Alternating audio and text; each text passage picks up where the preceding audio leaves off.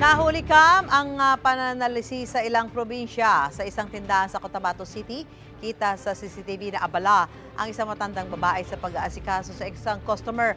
Maya-maya lang, dumating ang isang lalaki naka-jacket at lumapit sa matanda na tila bibili. Doon na sumunod ang isa pang lalaking nakakulay asul na damit, maong shorts at may suot na sombrero.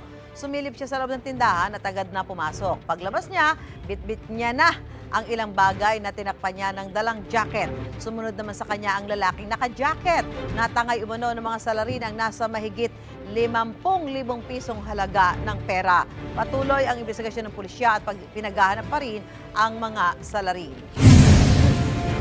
Hurikam din ang pananalisin ng isang lalaki sa isang customer ng butika sa Haro, Iloilo City. Sa video kita ang pagdating ng babaeng customer sa butika. Ang lalaki sa labas ng tindahan na nakasuot ng jacket at sombrero, pasimpleng binuksan ang zipper ng bag ng babae habang pumapasok siya sa butika. Sinundan ng lalaki ang babae sa loob ng butika.